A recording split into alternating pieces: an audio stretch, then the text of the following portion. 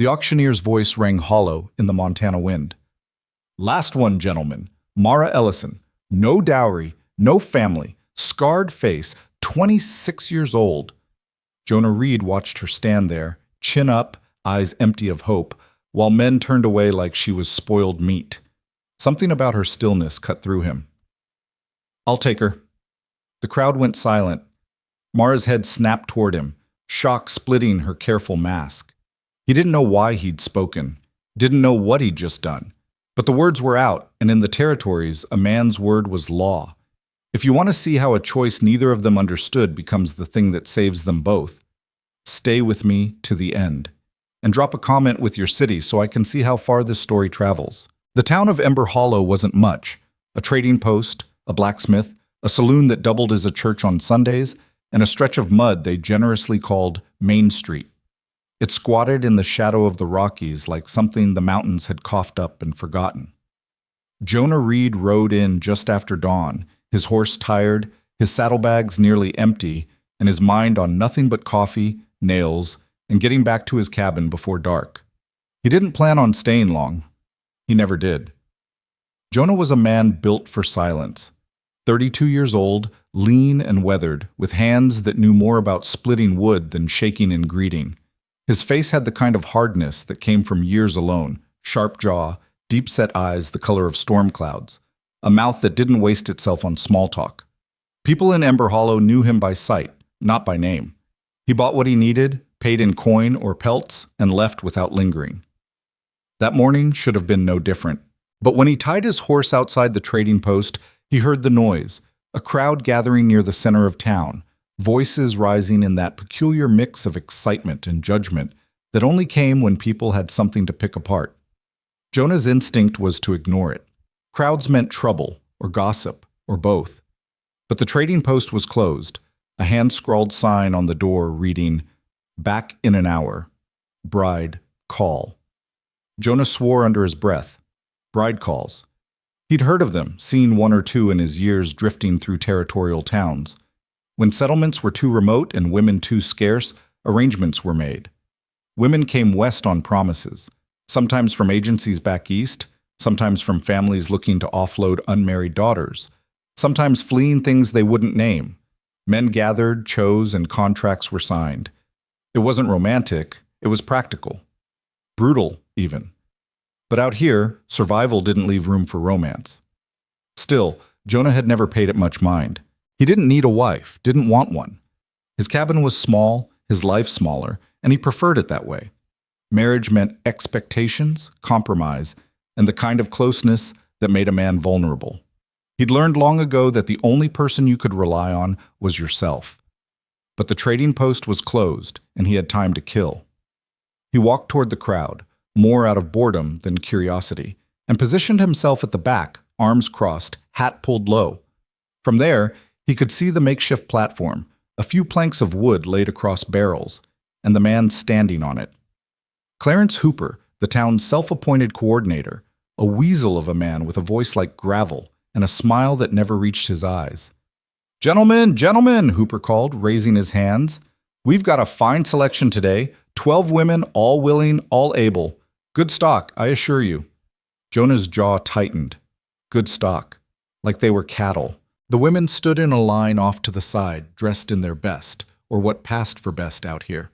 Some looked hopeful, eyes bright and hands clasped. Others looked resigned, shoulders slumped, faces blank. A few were young, barely out of girlhood. A couple were older, worn by years Jonah could only guess at. One by one, Hooper called them forward. "This here's Lily Brennan, 19, good cook, comes with a dowry of $20 and a set of linens." A broad-shouldered man near the front stepped forward immediately. "I'll take her." Hooper grinned. "Sold to Garrett Mills. Congratulations, Lily." The girl, Lily, smiled nervously and stepped down, and the man led her away without another word. The transaction took less than a minute, and so it went. Woman after woman called forward, claimed, led away. Some men asked questions. Can you sew? Can you handle livestock? Any children? But most didn't bother. They looked, decided, and moved on. Jonah watched with a growing sense of disgust, but he didn't leave. Something kept him there. rooted at the edge of the crowd, even as the line of women dwindled. Finally, only one remained. Hooper hesitated, glancing at his list, then at the woman, then back at the crowd. His smile faltered. "All right then, last one." He cleared his throat. "Mara Ellison, 26, no dowry, no family." The woman stepped forward. Jonah saw her fully for the first time. She wasn't beautiful, not in the way men usually measured. Her face was angular, her skin sun-darkened and weathered. A scar ran from her left temple down to her jaw, pale and puckered, the kind of mark left by something violent. Her hair was dark, pulled back severely, and her dress was plain, patched in places, too big in others. She stood with her hands folded, her expression carefully neutral, but Jonah saw the way her fingers trembled slightly. "She's older than most," Hooper continued, his tone apologetic now, like he was trying to sell a horse with a limp. "But she can work. Strong back, knows her way around a homestead." Silence. The men shifted uncomfortably. A few muttered to each other. One laughed, low and mean. "Any takers?" Hooper asked, his voice thinner now. More silence. Mara's jaw tightened, but she didn't look away. She kept her eyes forward, fixed on some point beyond the crowd, and Jonah realized with a sharp, cold clarity that she'd been through this before. She knew how it would end. "Come on now," Hooper pressed, desperation creeping in. "She's not much to look at, I'll grant you, but she's healthy, capable, and she won't cost you a dime." A man near the front spat into the dirt. "I'd need to be paid to take that one." Laughter rippled through the crowd. Mara flinched, just barely, just enough that Jonah saw it. And something in him snapped. He didn't think, didn't plan. He just opened his mouth and let the words come. "I'll take her." The laughter died. Every head turned toward him. Hooper blinked, confused, as if he'd misheard. "You'll... what?" "I'll take her," Jonah repeated, louder this time, his voice flat and final. The crowd erupted in murmurs. Men stared at him like he'd lost his mind. Hooper looked between Jonah and Mara, mouth working soundlessly. And Mara was staring at him with an expression he couldn't name. Shock, yes. Disbelief. But beneath it, something raw and unguarded, something she quickly buried as she straightened her shoulders. Hooper recovered first, his smile snapping back into place. "Well, excellent. Jonah Reed, isn't it? Didn't know you were in the market for a wife." "I wasn't," Jonah said simply, "but I said I'll take her. Let's finish this." Hooper hesitated, then nodded quickly, sensing that pushing the matter would only lose him the sale. Of course. Miss Ellison, you're to go with Mr. Reed. Contract will be drawn up by this evening, just a formality, you understand. Congratulations to you both." The crowd was already dispersing, disappointed there wouldn't be more spectacle. Jonah ignored them. He stepped through the thinning mass of bodies and stopped a few feet from Mara, unsure what to say, unsure what he'd just committed himself to. She looked up at him. She was tall, but he was taller, and for a long moment, neither of them spoke. Finally, she said, "Why?" Her voice was low, rough, like it didn't get used much.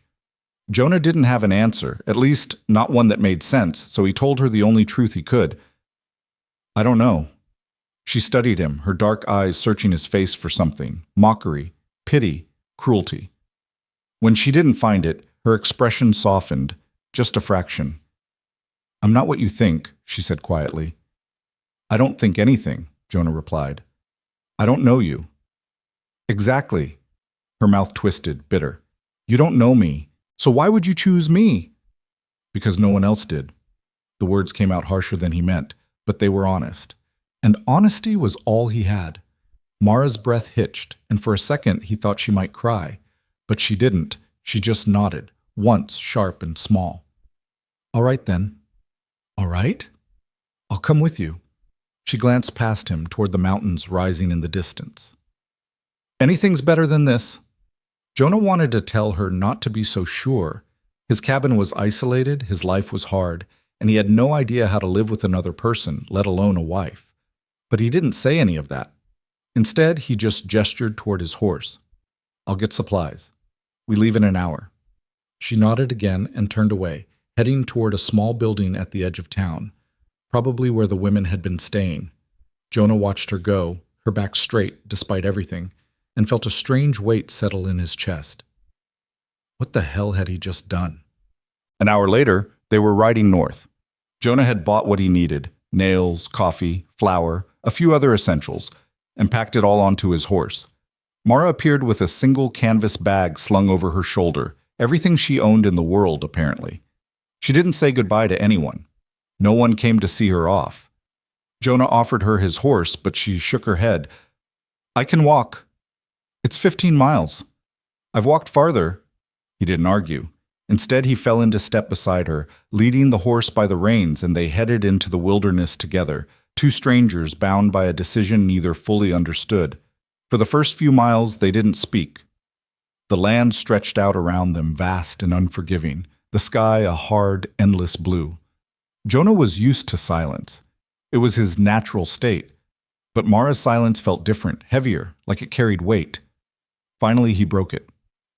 "You don't have to be afraid of me." She glanced at him, surprised. "I'm not. Most people are." "Why?" "Because I don't talk much. And I don't smile." He paused. "And I live alone in the middle of nowhere."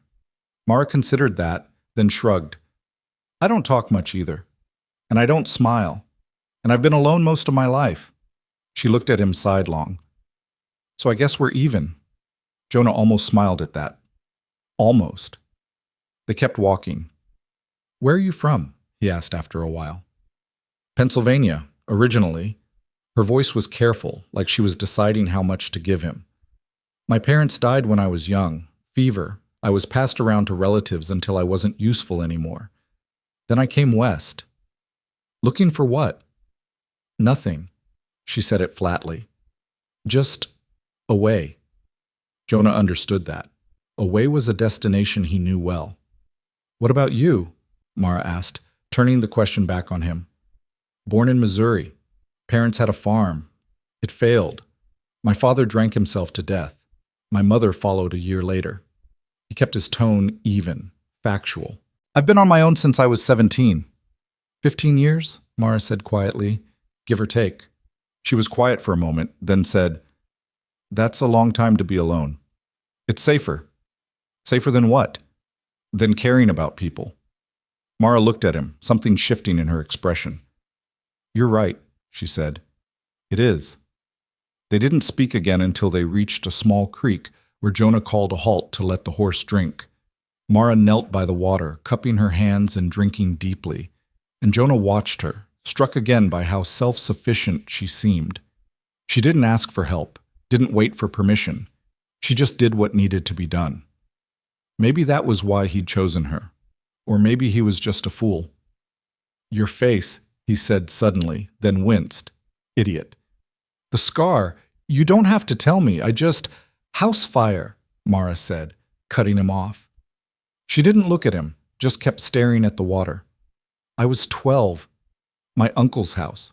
I tried to get my cousin out, but the beam fell before I could. She didn't make it. I did." Her hand drifted to her cheek, tracing the line of the scar. "Everyone said I should have died instead." Jonah's chest tightened. "That's not true." "Isn't it?"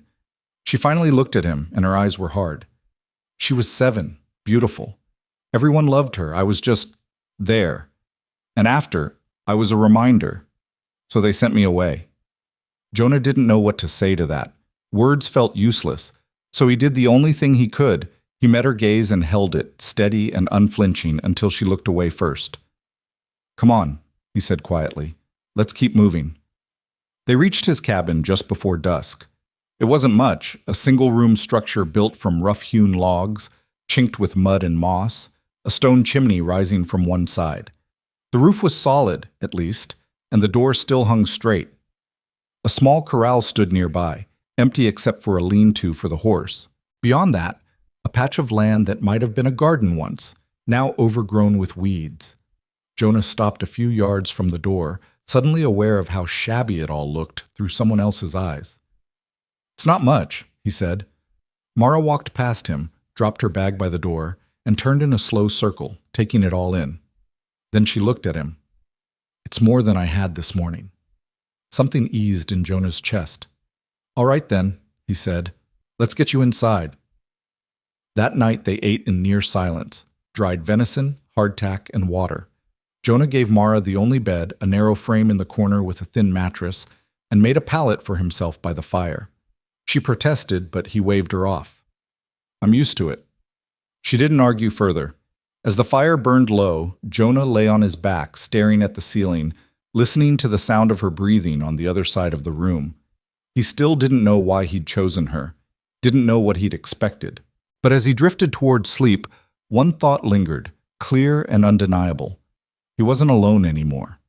And for the first time in 15 years, he wasn't sure how he felt about that. Morning came cold and gray, the kind of dawn that made the mountains look like iron. Jonah woke to find Mara already up, kneeling by the hearth, coaxing the embers back to life. She moved quietly, efficiently, like someone who'd learned early not to take up too much space in the world. He sat up, rubbing his face, and she glanced over her shoulder. Coffee? She asked. Yeah, thanks. She didn't respond, just set the pot on the hook over the fire and waited. Jonah pulled on his boots and stepped outside, the cold air hitting him like a fist. The sky was heavy with clouds, and the wind carried the smell of snow.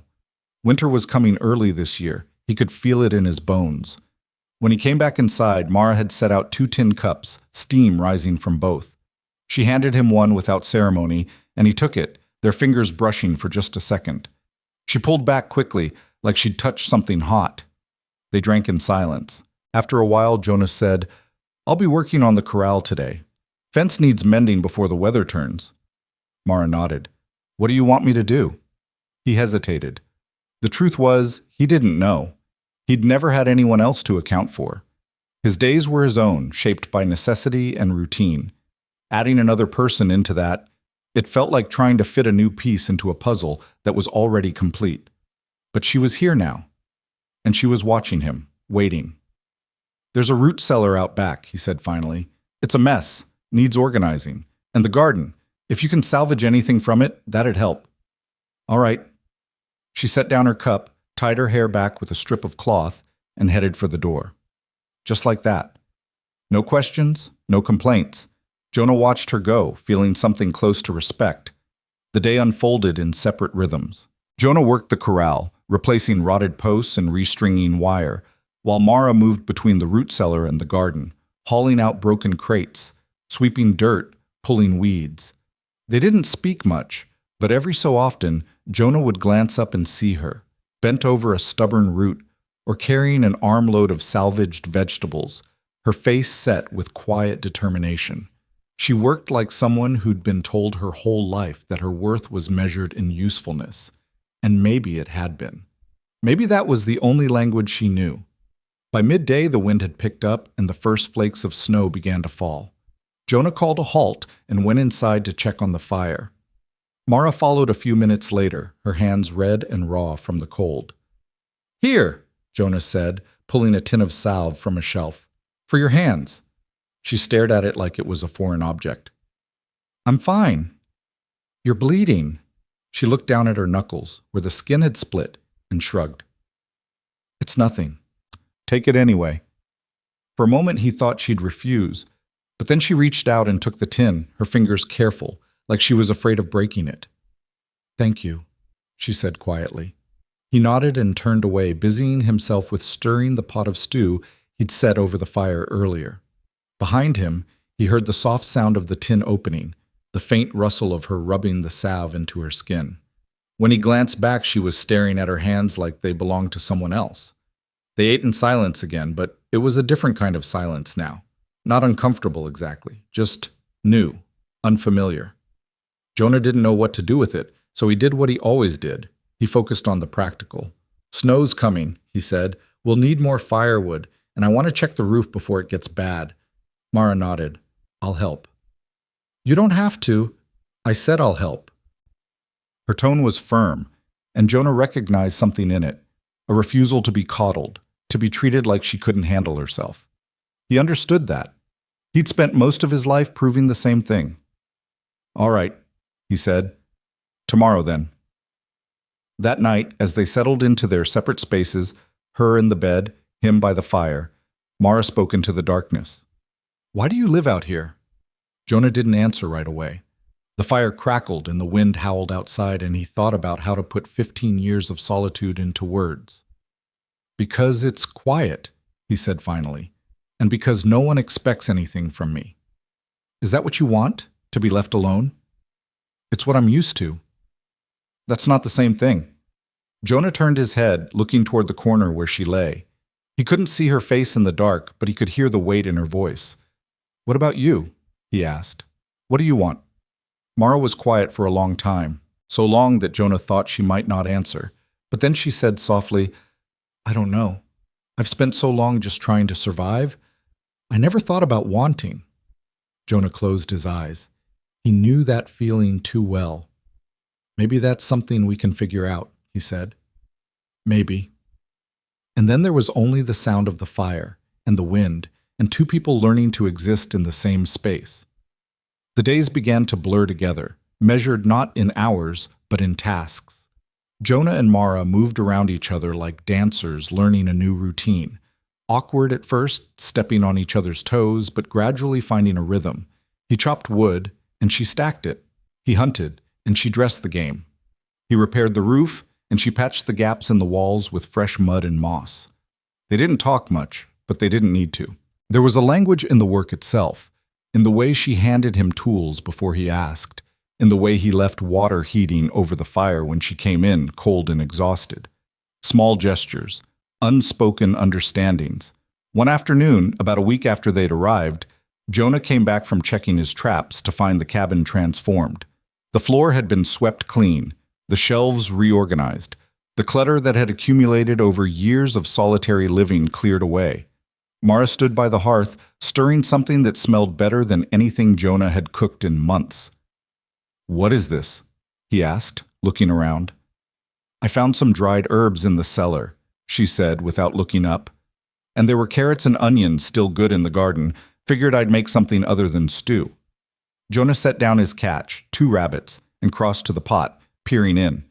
It looked like soup, thick and rich, steam rising in fragrant curls. Smells good, he said. It's just soup. Still. Mara glanced at him then, and something flickered across her face. Surprise, maybe, or pleasure. It was gone too quickly for Jonah to be sure. They ate together that night, and Jonah found himself watching her across the table. The harsh lines of her face had softened slightly in the firelight, and he realized that she wasn't plain at all. She was striking in a way that had nothing to do with conventional beauty. There was strength in the set of her jaw, intelligence in her eyes, and a quiet dignity in the way she held herself. You're staring, she said, not looking up from her bowl. Sorry. Why are you sorry? I don't know. Seemed like the thing to say. Mara's mouth twitched, not quite a smile, but close. You're strange, Jonah Reed. So I've been told. I don't mean it as an insult. I know. She looked at him then, really looked at him, and Jonah felt something shift between them. A crack in the wall they'd both been maintaining. Can I ask you something? She said. Sure. Do you regret it, choosing me? Jonah set down his spoon, considering the question. The honest answer was complicated. Did he regret it? Some days when the silence felt too heavy and he didn't know what to say to her maybe. But other days, most days if he was being truthful, no. No, he said. I don't. Why not? Because you work hard. You don't complain, and you make better soup than I do. Mara laughed. A short, startled sound, like it had escaped before she could stop it. Jonah realized it was the first time he'd heard her laugh, and the sound did something strange to his chest. That's a low bar, she said. Still counts. She shook her head, but she was smiling now, small and hesitant. You're not what I expected either. What did you expect? I don't know. Someone cruel, maybe? Or someone who'd ignore me completely. But you're neither of those things. I'm just trying to figure this out, Jonah said. Same as you. Yeah. Mara looked down at her hands, turning them over like she was seeing them for the first time. Yeah, I guess we are. Winter came in earnest 2 weeks later, swift and brutal. The snow fell in thick, heavy curtains, piling up against the cabin walls and weighing down the trees. Jonah and Mara settled into a new routine, dictated by survival. Every morning, Jonah would dig a path to the corral and the woodpile. Mara would keep the fire going, melt snow for water, and prepare whatever food they had. In the afternoons, they'd work on indoor tasks, mending clothes, repairing tools, reinforcing the cabin's defenses against the cold. The isolation pressed in, but in a way, it also freed them. There were no expectations here, no eyes watching and judging. Just the two of them and the work. One evening, as a blizzard raged outside, Mara sat by the fire, sewing a patch onto one of Jonah's shirts. He was whittling a new handle for a broken axe, the rhythmic scrape of the knife against wood the only sound besides the howling wind. "Tell me about the farm," Mara said suddenly. "Your parents' farm." Jonah paused, surprised. They'd shared facts about their pasts, but never stories, never details. "It was small," he said after a moment. "Barely enough to feed us, let alone make a profit. My father worked himself to the bone trying to make it succeed, but the land was poor and the weather was worse. After a few bad harvests, he just gave up." "And your mother?" "She tried to hold things together, but when he started drinking, it broke something in her. She lasted a year after he died, but I think she'd already decided she didn't want to be here anymore." Mara's hand stilled on the fabric. "That must have been hard, being alone so young." "It was necessary," Jonah said. "I learned fast that the only person I could count on was myself." "Is that why you came out here, to make sure you'd never have to count on anyone again?" Jonah looked at her, struck by how well she understood. "Yeah, I guess it is." Mara nodded slowly. "I understand that. After my cousin died, I was shuffled around so much. Different relatives, different towns, always temporary, always conditional. I'd start to settle in, and then something would happen. I'd break something, or eat too much, or just exist too loudly. And they'd send me away again." She set down the shirt, her hands folding in her lap. "After a while, I stopped trying. It was easier not to care." "But you came west anyway," Jonah said. "That took courage." "Or desperation." Mara's smile was bitter. "I think I was just tired of being a burden. Out here, at least, if I fail, it's on my own terms." "You're not failing." "How do you know?" "Because you're still here, and you're working, and you haven't given up." Jonah set down the axe handle and met her eyes. "That's more than most people can say." Mara looked away, but not before Jonah saw the sheen of tears in her eyes. She blinked them back quickly, her jaw tight, and picked up the shirt again. "Thank you," she whispered. Jonah didn't know what to say to that, so he just nodded and went back to his whittling. But the words stayed with him, echoing in the quiet space between them. As the weeks passed, something began to change. The wariness that had defined their early days together started to soften, replaced by something tentative and fragile. Trust, maybe. Or at least the beginning of it. Mara started to talk more, sharing small pieces of herself. Stories about the places she'd lived, the people she'd known, the things she'd dreamed about before she learned not to dream. Jonah found himself listening, really listening, and sometimes even sharing his own stories in return. One night she asked him if he'd ever wanted a family. Jonah stared into the fire, the question settling over him like snow. "Once," he said finally, "when I was younger. But after my parents died, I couldn't see the point. Family just meant more people to lose." "And now?" "Now? I don't know." He glanced at her, sitting cross-legged on the floor, her face half lit by the flames. "What about you?" Mara was quiet for a long time. "I used to," she said. "When I was a girl, I'd imagine having a house full of people who wanted me there. Not because I was useful, but just because I was me."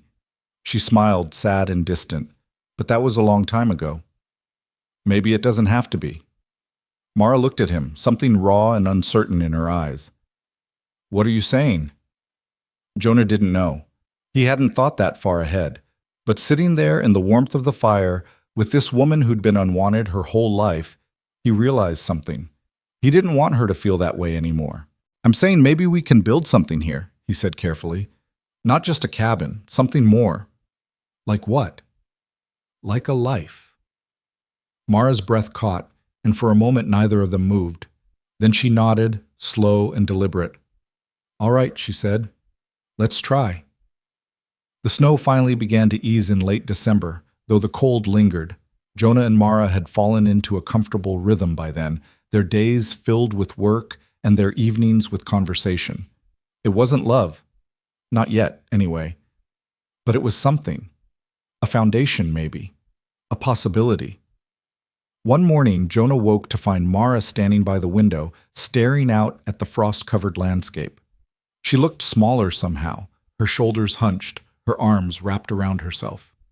"You all right?" he asked. She didn't turn around.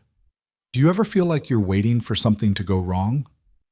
Jonah stood and crossed to her, stopping a few feet away. "All the time. How do you deal with it?" "I don't."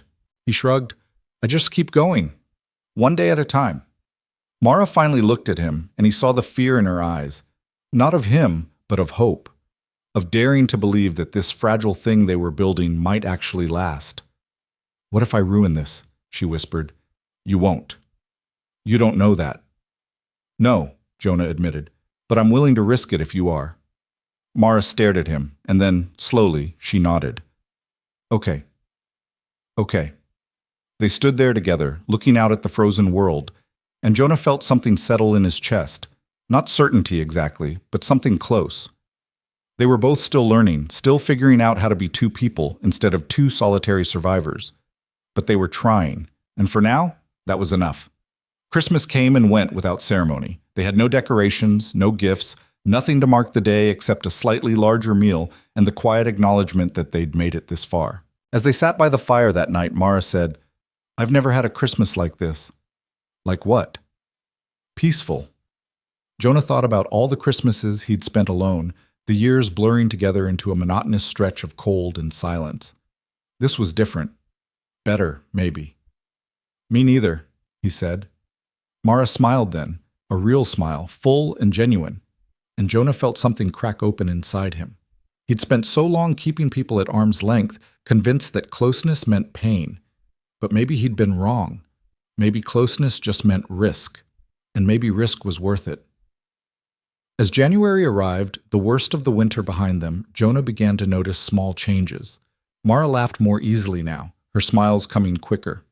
She moved through the cabin with a sense of ownership, rearranging things, adding small touches that made it feel less like a shelter and more like a home. She'd found an old quilt in the cellar and mended it, draping it over the bed. She'd carved a simple hook for hanging coats by the door. She'd even started a small collection of pine cones on the mantel, arranged with surprising artistry. And Jonah, well, he'd started to relax. The tension he carried, the constant vigilance, began to ease. He found himself looking forward to the evenings, to the conversations by the fire, to the sound of her voice filling the spaces he'd once kept empty. One night, as they sat together, Mara said, "I think this is the first place I've ever felt like I belonged." Jonah looked at her, and the words came before he could stop them. "You do belong here."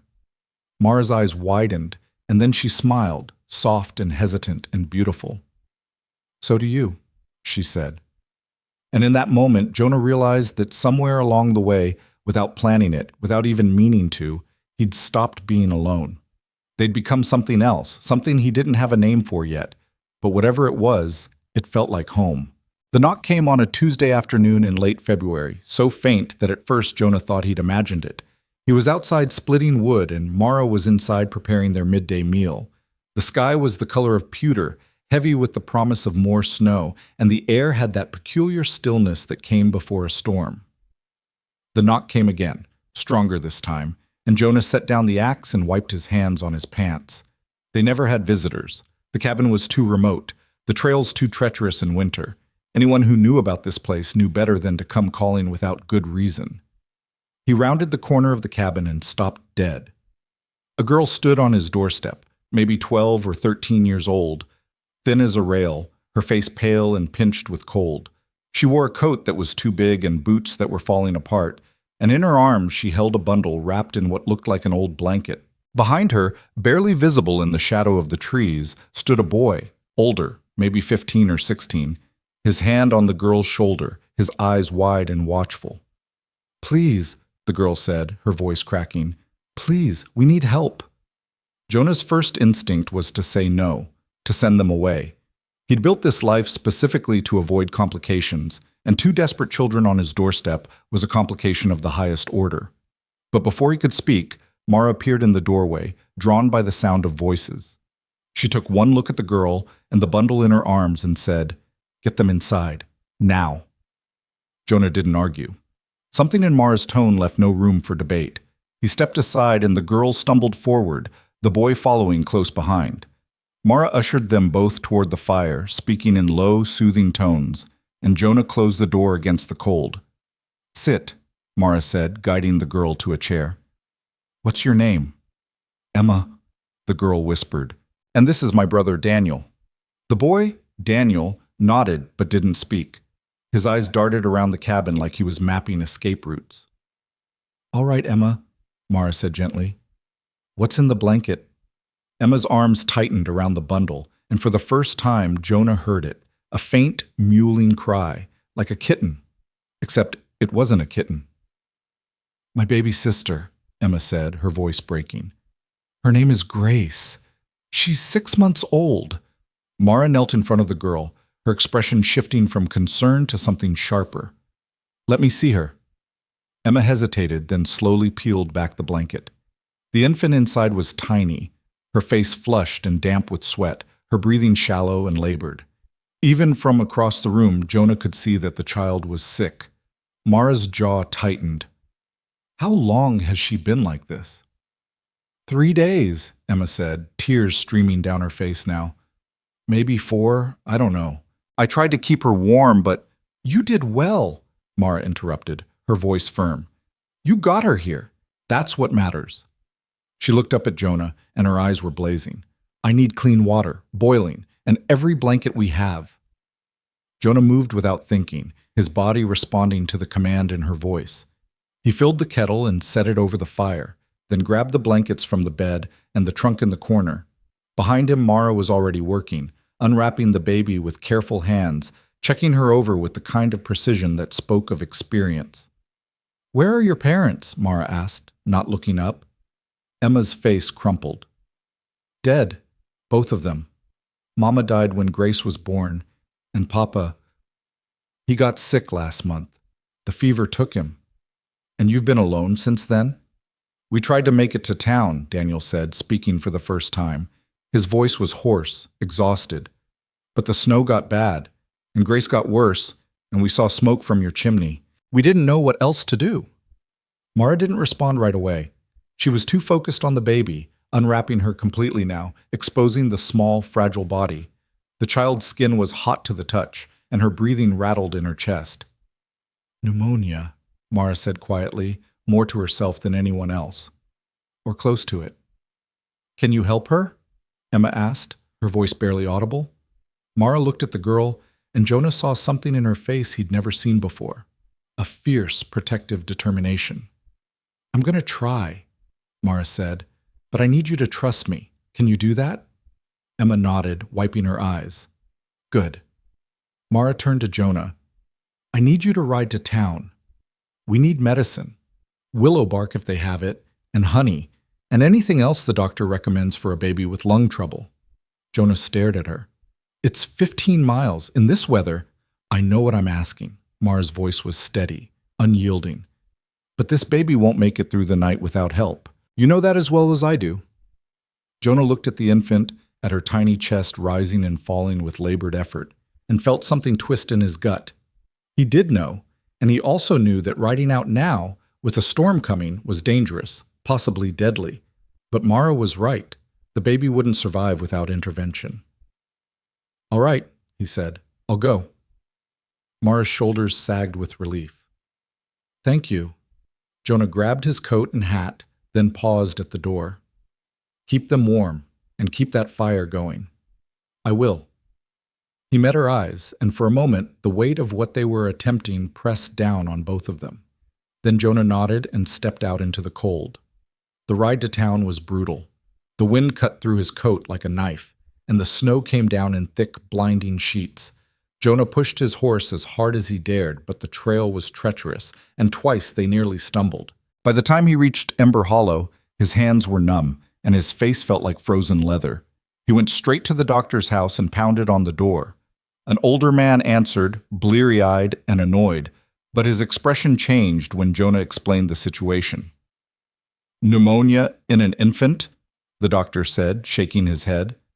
"That's bad. Real bad. Can you give me something? Anything?" The doctor disappeared into his office and returned with a small bottle in a jar. "Willow bark tincture. And this is honey mixed with elderberry. Give her small doses, just a few drops at a time. Keep her warm and hydrated, and pray." Jonah took the supplies, paid the man, and rode back into the storm. The return trip was worse than the first, the cold seeping into his bones, exhaustion making his vision blur. But he kept going, driven by the image of Mara kneeling by that sick baby, by the desperate hope in Emma's eyes. He made it back just before midnight.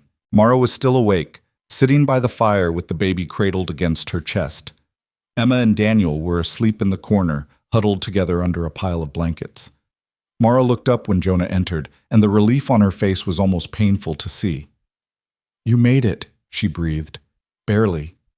He handed her the bottle and the jar, his fingers so cold he could barely feel them. "Doctor said small doses. Keep her warm and hydrated." Mara nodded and immediately set to work, measuring out a tiny amount of the tincture and coaxing it into the baby's mouth. Grace sputtered and cried, but she swallowed, and Mara whispered soft, soothing words until the infant settled. Jonah collapsed into a chair, his body shaking with cold and fatigue. Mara glanced at him, then at the baby, clearly torn. "I'm fine," Jonah said before she could ask. "Take care of her." Mara hesitated, then nodded. "Get out of those wet clothes. There's stew in the pot." Jonah did as he was told, stripping down to dry layers and forcing himself to eat, even though his stomach felt like a clenched fist. Across the room, Mara continued to work, her hands steady, her focus absolute. She was different now, sharper, more alive, like she'd been waiting her whole life for a moment where she could prove she was more than the sum of other people's judgments. And she was proving it. Every second, with every careful movement, she was fighting for that baby's life. Jonah watched her, something shifting in his chest. He'd chosen her because no one else had. But now, seeing her like this, he realized he would have chosen her anyway, not out of pity or obligation, but because she was extraordinary. And he'd been too blind to see it until now. The night stretched on, measured in the baby's labored breaths, and Mara's whispered reassurances. Jonah dozed fitfully in his chair, jerking awake every time Grace cried or Mara moved. At some point, Daniel woke and came to stand beside Mara, his young face etched with fear. "She going to die?" he asked quietly. Mara looked up at him, and her expression was kind but honest. "I don't know, but I'm doing everything I can." "Why?" Daniel's voice cracked. "You don't even know us." "Because someone should have done the same for me once," Mara said simply, "and they didn't, so I'm doing it now." Daniel stared at her, and then, slowly, he nodded. "Thank you." "Don't thank me yet. Just go back to sleep. You need your strength." The boy obeyed, returning to his sister's side, and Mara went back to her vigil. Jonah watched her for a long moment, then stood and crossed to her. "Let me take her for a while," he said. "You need rest." "I'm all right." "Mara." He crouched beside her, meeting her eyes. "You've been holding her for hours. Let me help." She looked like she wanted to argue, but exhaustion won. She carefully transferred the baby into Jonah's arms, showing him how to support her head, how to keep her upright so she could breathe easier. Grace was so small, so light, it was terrifying. Jonah had held plenty of things in his life, tools, weapons, reins, but never something this fragile. "Talk to her," Mara said, settling onto the floor beside him. "Babies respond to voices." "What do I say?" "Anything. Just let her know she's not alone." Jonah looked down at the baby's flushed face and felt utterly helpless. But Mara was watching him with those steady, expectant eyes, so he cleared his throat and began to speak. "All right, Grace," he said quietly. "I don't know if you can hear me, but if you can, I want you to know something. You've got people fighting for you. Your sister and your brother, they walked through a blizzard to get you here. And Mara, she's not going to let you go without a fight. So you need to fight too. You hear me? You need to hold on." The baby made a small sound, and Jonah's heart clenched. He kept talking, his voice low and steady, telling her about the mountains, about the way the sun looked when it broke over the peaks in the morning, about the deer that sometimes came to drink from the creek. He didn't know if any of it mattered, but Mara was right. It felt important to fill the silence. Beside him, Mara leaned her head against his shoulder, and Jonah felt the weight of her trust, her exhaustion, her hope. He shifted slightly, making room for her, and they sat like that, two people and a dying baby, holding on through the longest night of their lives. Dawn came gray and cold, and with it, a change. Grace's breathing, which had been shallow and labored all night, began to even out. Her fever broke sometime around sunrise, sweat soaking through the blankets, and when Mara checked her temperature, she let out a shaky breath. "It's dropping," she said, her voice thick with emotion. "She's fighting it." Jonah closed his eyes, relief crashing over him like a wave. "She's going to make it?" "I think so. But we need to keep watching her. Fevers can come back." Emma woke then, her eyes going immediately to the baby. "Is she—" "She's better," Mara said, smiling for the first time in hours. "She's going to be all right." Emma burst into tears, and Daniel pulled her into a fierce hug. Jonah stood, his legs stiff from sitting all night, and handed the baby back to Mara. She took Grace gently, cradling her close, and Jonah saw tears on her cheeks too. "You did it," he said quietly. "We did it," Mara corrected. "I couldn't have managed without you." Jonah didn't know how to respond to that, so he just nodded and turned away, busying himself with stoking the fire and preparing breakfast. Behind him, he could hear Mara talking softly to Emma and Daniel, reassuring them, making plans. And for the first time since the children had arrived, Jonah allowed himself to think about what came next. They couldn't send them back out into the wilderness, not with a baby, not in winter, which meant they were staying, at least for now, and that meant everything was about to change.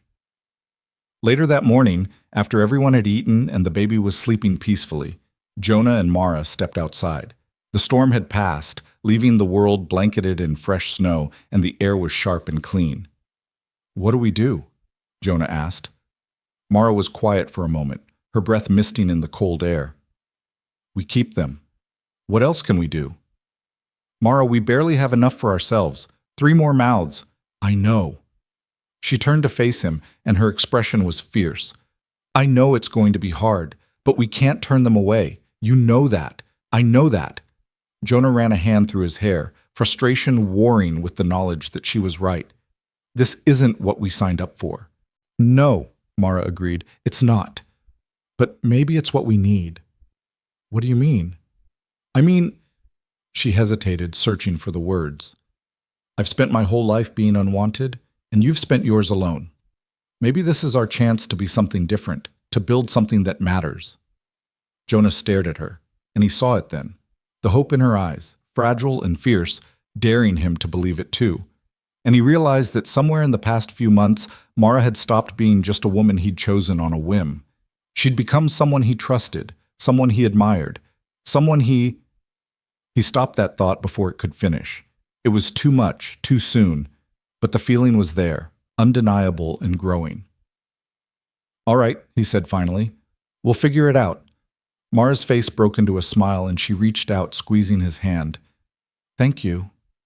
Jonah squeezed back, and they stood there together, looking out at the frozen world, knowing that their quiet, solitary life was over. And maybe that was all right. The days that followed were chaotic in a way Jonah had never experienced. The cabin, which had felt spacious for 2, was suddenly cramped with 5. Emma and Daniel needed clothes, food, reassurance. Grace needed constant care, feeding, changing, soothing when she cried in the night.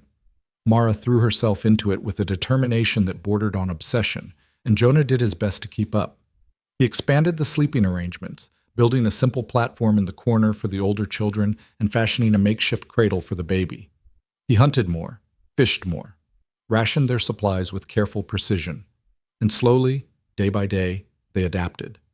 Emma proved to be resilient, taking on tasks without being asked, helping Mara with the cooking, mending clothes, entertaining Grace when she was fussy. Daniel was quieter, more withdrawn, but Jonah recognized the look in his eyes. The boy was carrying a weight, the responsibility of keeping his sisters alive, and it had aged him beyond his years.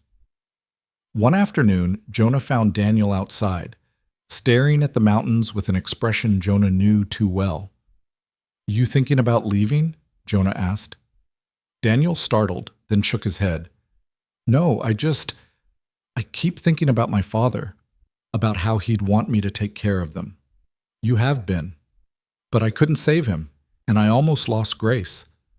Jonah studied the boy for a long moment, then said, "You got them here. That's what matters. The rest, that's on all of us now."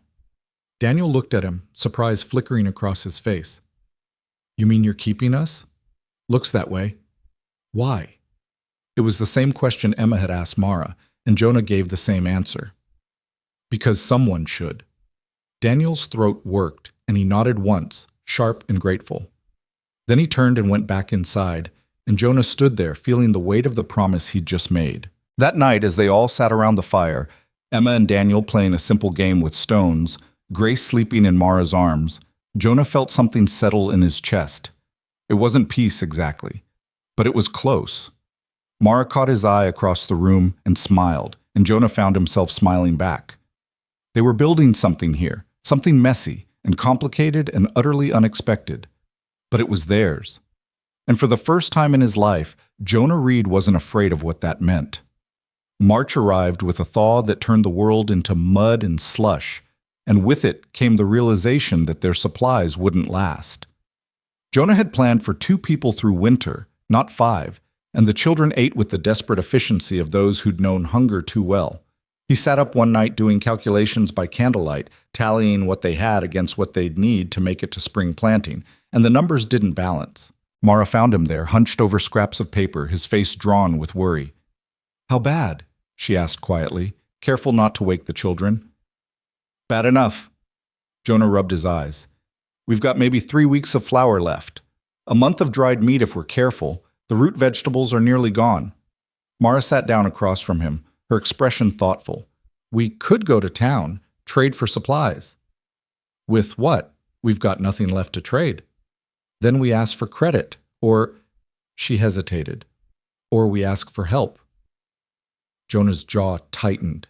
The idea of asking for help, of admitting he couldn't provide, went against everything he'd built his life around. Self-sufficiency wasn't just a principle. It was armor.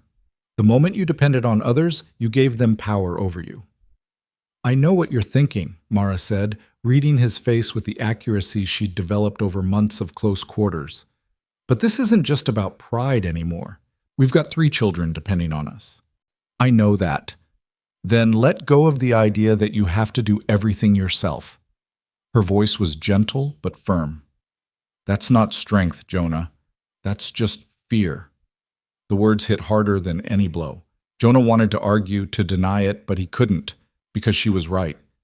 He'd been afraid for so long, afraid of attachment, of vulnerability, of needing anyone, that he'd built his entire existence around avoiding it. But that life was gone now, irrevocably changed the moment he'd chosen Mara, and again when they'd opened their door to 3 desperate children. "All right," he said finally, "we'll go to town, together." Mara reached across the table and took his hand, and the simple gesture steadied him more than he wanted to admit. They left 2 days later, the 5 of them piled onto the wagon Jonah had borrowed from his closest neighbor, a gruff homesteader named Samuel, who lived 5 miles east and who'd been surprisingly understanding when Jonah had shown up asking for the loan. Emma held Grace in the back, wrapped in every blanket they could spare, while Daniel sat up front with Jonah and Mara, his young face set with determination. The trip took most of the day, the road still muddy and treacherous from the thaw. They arrived in Ember Hollow just before dusk, and Jonah felt every eye in town turn toward them. News traveled fast in small settlements, and he knew people would be talking about the children, about Mara, about what kind of fool took in orphans when he could barely feed himself. Let them talk. He didn't care anymore. They went first to the trading post, where Clarence Hooper looked up from his ledger with undisguised surprise. "Jonah Reed," Hooper said, his eyes sliding to Mara and then to the children crowded in the doorway. "Heard you'd taken in some strays. Didn't quite believe it." We need supplies, Jonah said, ignoring the comment. Flour, cornmeal, salt, whatever dried goods you can spare. Hooper's smile was oily. That's going to cost you, and I don't see any pelts or coin. I'll work it off. I can hunt, trap, do carpentry. That's a lot of debt for a man in your position. Jonah felt his temper rising, but before he could respond, Mara stepped forward. We're not asking for charity, she said, her voice cool and level. We're asking for fair terms. My husband is offering labor in exchange for goods. That's standard practice. Hooper's eyes narrowed at the word husband, and Jonah realized with a start that he and Mara had never made their arrangement official. In the eyes of the law, they were still just two people living together. But Mara had claimed the title without hesitation, and Jonah felt something warm unfurl in his chest. Fine, Hooper said after a long moment, but I want the debt settled by summer, and I'm charging interest. Half the standard rate, Mara countered. We're taking on children no one else wanted. That should count for something. Hooper looked like he wanted to argue, but something in Mara's expression, that quiet, unyielding strength, made him reconsider. Fine. Half rate. But I want it in writing. They drew up the agreement, Jonah signing with a mixture of relief and resentment. He hated being in debt, hated the feeling of obligation. But as they loaded the supplies onto the wagon, Emma and Daniel helping with wide-eyed wonder at the sudden abundance, he realized it didn't matter. His pride wasn't worth more than their survival. They were about to leave when a voice called out behind them. Jonah Reed? Jonah turned to see a woman approaching, middle-aged, with kind eyes and worn hands. He recognized her vaguely as someone who lived on the other side of town, though he'd never learned her name. I'm Margaret Talbot, she said, offering a smile. I heard about what you and your wife did, taking in those children. We're just doing what needed to be done, Jonah said, uncomfortable with the attention. Still, that's a noble thing. Margaret glanced at the wagon, at the children peering out from beneath the canvas. I wanted to offer some help. I've got clothes my boys have outgrown and some preserves I put up last summer. You're welcome to them. Jonah started to refuse. Instinct, habit, but Mara cut him off. That's very kind, Mara said warmly. We'd be grateful. Margaret beamed. I'll have my husband bring them by next week. And if you need anything else, advice about the little one, or just someone to talk to, my door's always open. Thank you, Mara said, and she meant it. Jonah could hear it in her voice. As Margaret walked away, Jonah looked at Mara. You're better at this than I am. At what? Accepting help. Letting people in. Mara's expression softened. I've had practice being on the other side. I know what it feels like when no one reaches out. So when someone does, I don't take it for granted. Jonah nodded slowly, understanding settling over him. He'd spent so long keeping the world at arm's length that he'd forgotten how to let it in. But Mara hadn't. For all her years of rejection, she still had the capacity for connection, and she was teaching him, day by day, how to do the same. They made one more stop before leaving town, the small office where the territorial judge conducted business once a month. Jonah had been thinking about it since Mara had called him her husband, and he'd realized something. He wanted it to be true. The judge was a weary-looking man with spectacles and ink-stained fingers. He looked up when they entered, children in tow, and raised an eyebrow. Can I help you? We want to get married, Jonah said, officially. The judge blinked. Both of you? Yes, Mara said, her hand finding Jonah's. Both of us. Well, the judge shuffled some papers. I suppose I can do that. You'll need witnesses. Jonah looked around helplessly. They didn't know anyone well enough to ask, but then Daniel stepped forward. We'll do it, the boy said. Emma and me. We'll witness. The judge looked dubious. Your children. We're family, Emma said firmly, Grace in her arms, and family witnesses. Something in the girl's fierce determination must have convinced the judge, because he sighed and pulled out the necessary forms. 10 minutes later, Jonah and Mara stood before him, hands clasped, while he read through the brief ceremony. Do you, Jonah Reed, take this woman as your lawfully wedded wife? Jonah looked at Mara, at the woman who'd been unwanted, who'd worked herself to the bone to prove her worth, who'd fought through the night to save a dying baby. the woman who'd somehow become the center of everything. "I do," he said, and meant it with every fiber of his being. "And do you, Mara Ellison, take this man as your lawfully wedded husband?" Mara's eyes shone with tears, but her voice was steady. "I do." Then by the power vested in me by the Montana Territory, I pronounce you husband and wife." The judge looked faintly amused. "You may kiss the bride, I suppose." Jonah hesitated. They'd never kissed, never even come close, but Mara smiled and leaned up, pressing her lips to his in a brief, gentle touch. It was chaste, almost formal, but it sent a shock through Jonah's entire body. When they pulled apart, Emma was crying, and Daniel was grinning, and even Grace seemed to sense the importance of the moment, cooing softly. "Congratulations," the judge said dryly, handing them the certificate. "Try to stay alive out there." They left Ember Hollow as the sun was setting, the wagon heavier with supplies and something else, a sense of legitimacy, of permanence.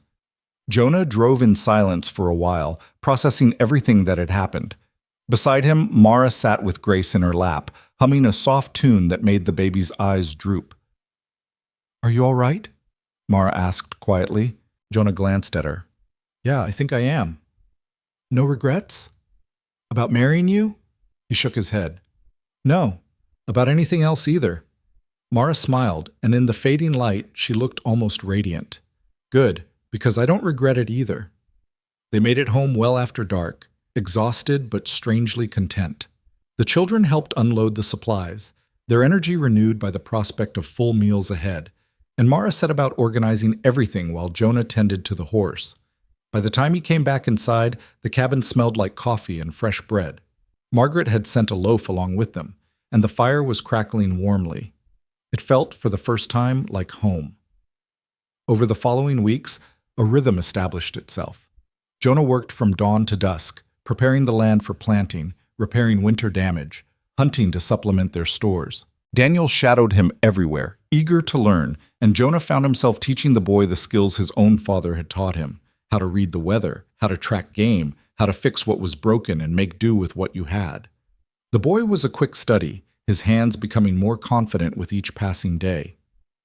Jonah watched him split wood one morning, his form improving, his aim true, and felt a swell of pride that surprised him with its intensity. "You're getting good at that," Jonah said. Daniel paused, wiping sweat from his brow. "Really? Really, your father would have been proud." The boy's face lit up, then shadowed. "Do you think about him, my father?" "Sometimes. I never met him, but I think about what kind of man he must have been to raise kids like you and Emma. That takes strength." "He was a good man," Daniel said softly. "He worked hard, he loved us. He couldn't fight the fever." "No one can fight fever," Jonah said. "That's not weakness. That's just life out here." Daniel nodded, his throat working. "I'm glad we found you. And Mara, I know we're not really yours, but—" "You are," Jonah interrupted. "You're mine, all three of you. Blood doesn't make family, Daniel. Choice does. And I choose you."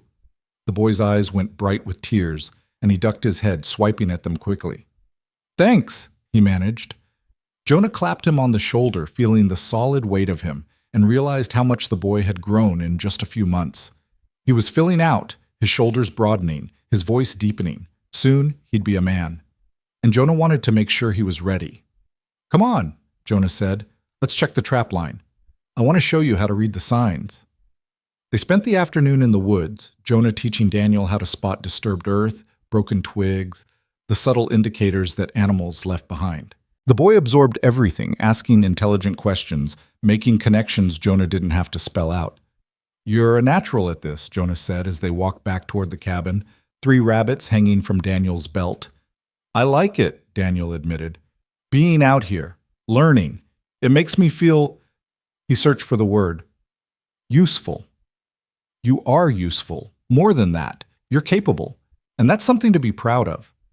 Daniel smiled, genuine and full, and Jonah felt that pride surge again. This was what it meant to be a father, he realized. Not just providing shelter and food, but building someone up, showing them their own worth, preparing them for the world. Meanwhile, inside the cabin, Mara was doing the same with Emma. The girl had taken to domestic work with enthusiasm, but Mara was careful to teach her more than just cooking and cleaning.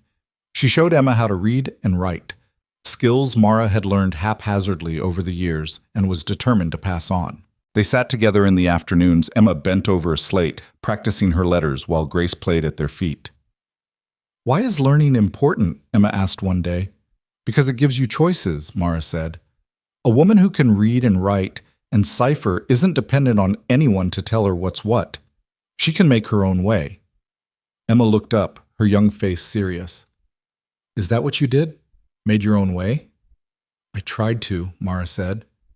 "It wasn't always easy, but knowing how to read saved me more than once, helped me understand contracts, keep myself from being cheated, write letters when I needed help." "Did anyone ever help you?" Mara thought about that, about all the times she'd asked and been turned away. "Not until Jonah. He was the first person who chose to help without asking what I could give him in return." "He's a good man," Emma said. "He is, and you're a good girl, smart and capable and kind." Mara squeezed Emma's hand. "Don't ever let anyone tell you otherwise." Emma's eyes filled with tears, and she leaned against Mara, who wrapped her arms around the girl and held her close. Grace toddled over, sensing the emotion, and climbed into Mara's lap too, creating a tangle of limbs and affection that made Mara's heart ache with fullness. This was what she dreamed of as a lonely child, being surrounded by people who loved her, who wanted her there, who saw her as more than just a burden. And now she had it. Against all odds, despite every rejection and hardship, she'd found her place. One evening, as they all sat down to dinner, a real dinner with fresh vegetables from the garden they'd started and bread Mara had baked, Jonah looked around the table and felt something shift inside him. This was it. This was what he'd been missing all those years alone in the mountains. Not just companionship, but purpose. Not just survival, but life. "I want to say something," he announced, and everyone looked up. "I know this hasn't been easy. We've had hard days and harder nights. But I want you all to know, Emma, Daniel, Grace, you're not just staying here temporarily. This is your home, for as long as you want it to be." Emma's eyes filled with tears, and Daniel's throat worked as he tried to swallow around the emotion. "You mean it?" Emma asked. "I mean it," Jonah said. "We're a family now, and family doesn't give up on each other." "Thank you," Daniel said, his voice rough, "for everything, for not turning us away." "You don't have to thank us," Mara said gently. "You're ours now, and we're yours." Grace banged her spoon on the table, oblivious to the weight of the moment, but somehow adding to it, and everyone laughed. The sound filled the cabin, warm and real and alive. Later, after the children were asleep and the dishes were clean, Jonah and Mara stood together in the doorway, looking out at the land they'd claimed, the life they'd built. "Do you ever miss it?" Mara asked. "The quiet? The solitude?" Jonah considered the question honestly. Did he miss it? The simplicity, the lack of responsibility, the freedom to answer to no one but himself? "Sometimes," he admitted, "but not enough to go back." "Me neither." They stood in comfortable silence, and Jonah realized something profound. He'd spent 15 years believing that solitude was safety, that needing no one meant never being hurt. But he'd been wrong. True safety wasn't in isolation. It was in connection, in building something strong enough to weather the storms, in choosing people and letting them choose you back. "We did good," he said quietly. "We did," Mara agreed. And as the stars wheeled overhead and the night settled around them, Jonah Reed, the man who'd chosen the woman no one wanted, knew with absolute certainty that he'd never made a better choice in his life. The next morning brought unexpected visitors. Jonah was outside working on the corral when he heard horses approaching. He straightened, hand instinctively moving toward the rifle leaning against the fence, then relaxed when he recognized Samuel Talbot, Margaret's husband, along with 2 other men from the settlement. "Morning, Jonah," Samuel called out, reining in his horse. "Hope we're not interrupting." "Not at all," Jonah said, though his wariness remained. 3 men showing up unannounced usually meant trouble or obligation, neither of which he welcomed. Samuel dismounted, followed by the others, Peter Hendricks, who ran a small ranch to the south, and James Crawford, the blacksmith. Good men, all of them, but Jonah couldn't imagine why they'd ridden all this way. "We heard about your situation," Samuel said without preamble. "Taking in those orphans, and we figured you could use some help getting ready for planting season." Jonah blinked. "Help?" "That's right." Peter gestured to the wagon behind them, loaded with tools and supplies. "We brought seed, some lumber for expanding your cabin, and a few extra hands for the day. Figure between all of us, we can get your fields ready and maybe add that room you'll be needing." Jonah's throat tightened. "I can't pay you." "Who asked you to?" James said gruffly. "You're doing something good here, Reed. Taking care of kids who'd otherwise have nowhere to go. That deserves support." "Besides," Samuel added with a slight smile, "Margaret would have my hide if I didn't come help. And trust me, you don't want to cross Margaret." Jonah didn't know what to say. He'd spent so long handling everything alone, the concept of freely offered help was almost foreign. But before he could formulate a response, Mara emerged from the cabin, wiping her hands on her apron. "Gentlemen," she said warmly, "this is very kind of you. Please, come in. I'll put coffee on." "Much obliged, ma'am," Samuel said, tipping his hat. As the men began unloading supplies, Daniel appeared at Jonah's elbow, his eyes wide. "Are they really going to help us?" the boy whispered. "Looks that way," Jonah said, still processing. "Why?" It was a fair question. Jonah looked at the boy, at his confusion and wonder, and realized this was a teaching moment. "Because that's what communities do," he said. "When one person needs help, others step in, not for payment or recognition, but because it's right." "But you always said we had to do everything ourselves." "I was wrong about that," Jonah admitted. "Being self-sufficient is important, but so is knowing when to accept help, and how to give it when others need it." Daniel absorbed this, nodding slowly. Then his face brightened. "Can I help them?" "Absolutely. Go ask Mr. Talbot what needs doing." The boy ran off, eager and energized, and Jonah watched him go with a mixture of pride and melancholy. Daniel was learning lessons Jonah had taken decades to understand. Maybe that was what it meant to be a good father, ensuring your children didn't repeat your mistakes. The day transformed into something Jonah had never experienced. The men worked together with easy camaraderie, teaching Daniel as they went, while Emma helped Mara prepare a large midday meal for everyone. Even Grace participated in her own way, toddling around and distributing tools, mostly sticks and rocks, to anyone who'd accept them with appropriate seriousness. By midday, they'd plowed 2 full fields, laid the foundation for the new room, and repaired sections of fencing that Jonah had been meaning to get to for months. They broke for lunch, crowding into and around the cabin, filling it with laughter and conversation. "Your wife's a fine cook," Peter said to Jonah, working through his second helping of stew. "She is," Jonah agreed, watching Mara move among their guests, ensuring everyone had enough, her face bright with pleasure at being able to provide hospitality. "And those children," James added, "well-mannered, you're doing right by them." "Trying to," Jonah said. "Some days are harder than others." "That's parenthood," Samuel said with a knowing chuckle. "But you keep showing up, keep trying, and eventually they turn out all right. Margaret and I have 4 boys. Each one tested us in different ways, but we wouldn't trade a single moment." Jonah glanced at Daniel, who was sitting with the men, listening intently to their stories about homesteading and survival. The boy caught his eye and smiled, and Jonah felt that now familiar surge of protective affection. "No," he said quietly. "I suppose you wouldn't." After lunch, they returned to work, and by late afternoon, the transformation was remarkable. The fields were ready for planting, the new room's frame was up, and various repairs had been completed that would have taken Jonah weeks to accomplish alone. As the men prepared to leave, Samuel pulled Jonah aside. "I know this is hard for you," he said. "Accepting help. Margaret told me about your history, about how you've always kept to yourself." Jonah stiffened slightly, uncomfortable with being so transparent. "But here's the thing," Samuel continued. "You've got a family now, and families need community. Not just for the practical stuff, but for the connection, for knowing you're not alone when things get hard." He paused. "And they will get hard, Jonah. That's guaranteed. But with people around you, it's bearable." "I'm not used to depending on others," Jonah admitted. "Then get used to it. Because those children are watching you. They're learning how to be in the world based on what you show them. Do you want them to think they have to handle everything alone? Or do you want them to know that asking for help is a strength, not a weakness? The words hit home, sharp and true. Jonah thought about Daniel's question earlier, why? And realized Samuel was right.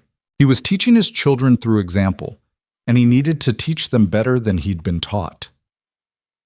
You're right, Jonah said. Thank you. For today and for the perspective. Samuel clapped him on the shoulder. Anytime. And I mean that. If you need something, you ask. That's what neighbors are for. As the men rode away, Jonah stood watching until they disappeared into the distance. Mara came to stand beside him, slipping her hand into his. That was good, she said. It was, Jonah agreed. I'm not sure I deserved it, but it was good. You did deserve it. We both did. Mara looked up at him. You've spent so long thinking you had to earn everything, prove your worth every day. But sometimes people help just because they want to, because they see something good and they want to support it. Is that what we are? Something good? Yes, us, Mara said firmly. We're taking care of children who needed us. We're building a home. We're trying to be better than we were. That's about as good as it gets. Jonah pulled her close, resting his chin on top of her head. When did you get so wise? I've always been wise. You just didn't notice. He laughed, the sound surprising him. When had laughter become so easy? When had joy become something he expected rather than feared? That night, as they lay in bed, their new official status as husband and wife still feeling novel, Mara said, I have something to tell you. Jonah propped himself up on one elbow, studying her face in the dim light from the dying fire. There was something in her expression, nervous, hopeful, afraid, that made his heart skip. What is it? I'm pregnant. The words came out in a rush, like she'd been holding them back for days. I'm fairly certain. All the signs are there, and She stopped, searching his face. Say something. Jonah opened his mouth, but no words came. Pregnant. A baby. Their baby. The concept was so enormous, so world-altering, that his mind couldn't quite grasp it. Jonah? Mara's voice was smaller now, uncertain. If you don't want... No, he said quickly, finding his voice. No, He pulled her close, wrapping his arms around her. I'm just surprised. That's all. But it's good. He pulled back to look at her. Are you happy about it? Mara's eyes filled with tears. Terrified. And happy. And terrified again. Jonah laughed, relief flooding through him. Yeah, me too. They lay together in the darkness, Mara's head on his chest, his hand resting protectively on her still flat stomach. A baby. Their child. Another person to love, to protect, to teach. The responsibility should have terrified him. And it did, a little. But more than that, it filled him with a sense of rightness. This was what life was supposed to be, not just existing, but growing, building, creating something new. We should probably tell the children, Mara said after a while. Yeah, but not yet. Let's keep this to ourselves for a little while longer. Mara nodded, understanding. They needed this moment, just the two of them, before the news became real to everyone else. Jonah? Mara's voice was drowsy now, sleep pulling at her. Yeah? I love you. The words still had the power to stop his heart. I love you too. And as she drifted off to sleep, safe and warm in his arms, Jonah stared at the ceiling and thought about the future. About the child who would be born in the fall. About Emma and Daniel and Grace growing up here. About the home they were building together. It wouldn't be easy. Nothing about frontier life was easy. But they'd face it together. Him and Mara and their growing family. And that made all the difference. He fell asleep with a smile on his face, more content than he'd ever been in his entire life. The morning Mara told the children about the baby, spring had fully taken hold of the land. The meadow beyond the cabin bloomed with wildflowers, and the air carried the scent of new growth and possibility. They gathered around the breakfast table, Grace in her high chair banging a wooden spoon, Emma and Daniel alert to the fact that something important was about to be said. Mara glanced at Jonah, who nodded encouragingly, then took a breath. "We have some news," she began, her hands folded on the table. "Come fall, we're going to have a new addition to the family. I'm going to have a baby." For a moment there was absolute silence. Then Emma's face broke into a radiant smile. "Really? A baby?" She looked between Mara and Jonah, her eyes shining. "Our baby?" "Yes," Mara said, her own smile growing.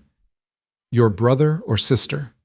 Emma let out a squeal of delight and jumped up to hug Mara, careful of her middle even though there was nothing to see yet.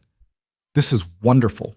I can help take care of it and teach it things, and oh, we'll need baby clothes and a cradle, and—" "Easy there," Jonah said with a laugh. "We've got time to prepare." Daniel had been quiet, his expression complex. Now he spoke, his voice careful. "Are you happy about it, Ma?" The word, Ma, stopped Mara's heart. Daniel had never called her that before. None of them had, maintaining a respectful distance even as they'd grown closer. But now, with a baby coming, something had shifted. "I'm very happy," Mara said, her voice thick with emotion. "Scared too, but mostly happy." "Good," Daniel said, and his face broke into a grin. "Because I think it's great. Grace needs someone closer to her age anyway. She's getting tired of us old folks." Grace, hearing her name, clapped her hands and shouted, "Baby!" with such enthusiasm that everyone laughed. "So you're all right with this?" Jonah asked, wanting to be sure. "I know it means more changes, more adjustments." "We're family," Daniel said firmly. "That's what families do. They grow." Jonah felt his throat tighten with pride and love. The boy, no, the young man, had such wisdom, such generosity of spirit. He'd been shaped by loss, but not broken by it, and Jonah knew he'd played at least a small part in that resilience. "Yes," he said, "that's exactly what families do." The following weeks were marked by preparation and anticipation. Emma threw herself into making baby things with Mara's guidance, knitting tiny blankets, sewing small clothes from fabric scraps, embroidering a quilt with careful, determined stitches. Daniel worked with Jonah to expand the cabin further, adding a small alcove off the main room that would serve as a nursery. And Grace, not fully understanding but catching the excitement, took to patting Mara's stomach and saying "baby" at every opportunity. Samuel Talbot returned as promised, this time with lumber and tools to help build a proper cradle. He worked alongside Jonah and Daniel, showing them techniques for joinery and finishing that created something both beautiful and functional. "A child's first bed should be made with love," Samuel said as they sanded the wood smooth. "My father told me that, and I've passed it on to my boys. Now I'm passing it to you." Daniel absorbed every word, his hands moving carefully over the wood, and Jonah watched the boy's confidence grow with each passing day. He was becoming someone, not just surviving, but thriving. They all were. One afternoon, as Mara rested, the pregnancy making her tired in these early months, Margaret Talbot arrived with a basket full of baby supplies and advice. "I've brought everything you'll need," Margaret said, unpacking jars of salve, stacks of cloth diapers, and a collection of tiny gowns. "And I want you to know, when your time comes, I'll be here to help. I've birthed 4 of my own and assisted with a dozen others. You'll be in good hands." "Thank you," Mara said, overwhelmed by the generosity. "I don't know how to repay all this kindness." "You don't repay it," Margaret said gently. "You pass it on. When someone else needs help, you give it. That's how community works." After Margaret left, Mara sat surrounded by baby things, tears streaming down her face. Emma found her like that and immediately grew concerned. "Ma, what's wrong? Are you hurt?" "No, sweetheart," Mara said, pulling the girl close. "I'm just overwhelmed. A year ago I had nothing and no one, and now—" She gestured at the abundance around them. "Now I have everything." Emma hugged her tight. "You deserve it. You're the best mother anyone could ask for." The words broke something open in Mara, and she wept properly then, releasing years of loneliness and rejection, letting them wash away in the face of this new reality. Emma held her through it all, this brave, resilient girl who'd learned too young how to comfort others. When Jonah came in later and found them like that, he didn't ask questions. He just sat down and wrapped his arms around both of them, creating a cocoon of safety and love. As spring moved toward summer, the homestead became a hub of activity. The fields produced their first real crop, promising a harvest that would see them through the next winter with plenty to spare. The garden flourished under Emma's careful tending, providing fresh vegetables that transformed their meals. And the children grew, not just physically, but in confidence and capability. Daniel shot his first deer in early June, a clean kill that he accomplished entirely on his own. He came back to the cabin glowing with pride, and Jonah clasped his shoulder with genuine respect. "Well done, son," he said. "You're a true hunter now." "Pa taught me everything," Daniel said to Emma later, his voice full of admiration. "How to track, how to be patient, how to make the shot count. He's the best teacher." Emma smiled, looking up from the shirt she was mending. "He's the best father, too. We're lucky he chose us." "We chose each other," Daniel corrected. "That's what makes it real." The boy was right, Jonah thought, overhearing from where he worked outside. They had chosen each other, and that choice, renewed every day through countless small actions, was what made them a family. One evening in late June, Jonah suggested they take a trip back to Ember Hollow. They needed a few supplies, but more than that, he wanted to show the town what they'd built, to stand together as a family and claim their place in the community without shame or hesitation. They arrived on a Saturday when the town was busiest and walked down Main Street together, Jonah and Mara, Emma carrying Grace, Daniel walking tall beside them. People stared as Jonah had known they would, but this time their stares held curiosity and respect rather than judgment. They stopped first at the trading post, where Clarence Hooper looked up from his ledger and actually smiled. "Reed family," he said. "Good to see you. I hear congratulations are in order." "Word travels fast," Jonah said. "Always does in small towns." Hooper tallied their purchases, flour, sugar, a few other essentials, and marked it against their account. "You're making good progress on that debt. Keep this up and you'll be clear by harvest." "That's the plan," Jonah said, handing over several pelts he'd trapped. "These should help." Hooper examined the pelts with a professional eye and nodded approvingly. "Quality work. Your boy do any of these?" "3 of them," Jonah said proudly. "He's got good hands." Daniel flushed with pleasure at the praise, standing a little straighter. As they left the trading post, they encountered several townspeople who stopped to greet them, offering congratulations on the baby, asking about the children, expressing genuine interest in their lives. It was overwhelming in the best way, this sudden acceptance, this sense of belonging. They made their way to the judge's office, where Jonah had one final piece of business to conduct. "We want to make the adoption official," he said without preamble. "Legal and binding. Emma, Daniel, and Grace Reed."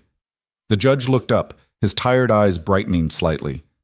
"I was wondering when you'd come. Been waiting on those papers for weeks.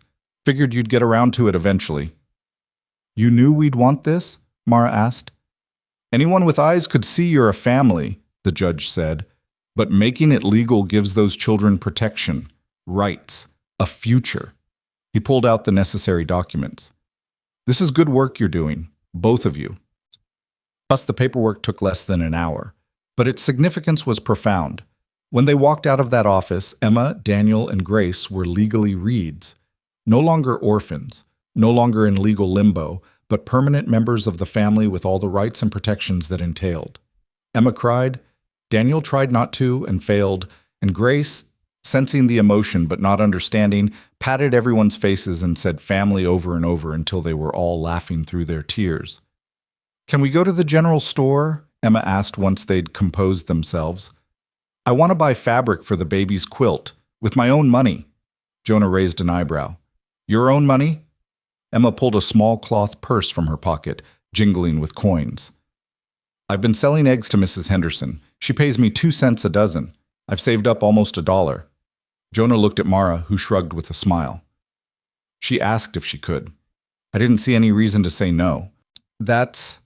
Jonah struggled to find words for the pride he felt. "That's very entrepreneurial of you, Emma." "I don't know what that means, but thank you," Emma said seriously.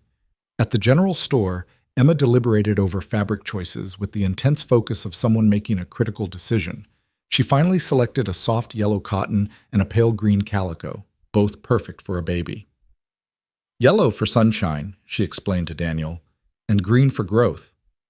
Sounds perfect, her brother said, then added quietly to Jonah, she's going to be a great big sister. She already is, Jonah said, watching Emma carefully count out her coins to pay for the fabric. As they prepared to leave town, they encountered one final person, the woman who'd stood beside Mara on that bride call platform nearly a year ago. She was alone, looking thin and worn, her eyes hollow with disappointment or resignation. Mara stopped, and after a moment's hesitation approached her. "Hello," Mara said gently. The woman looked up, recognition flickering across her face. "You're the one that man chose, the scarred one." "I am," Mara said evenly. "My name is Mara Reed now." The woman's eyes went to Jonah, then to the children, then back to Mara's slightly rounded belly.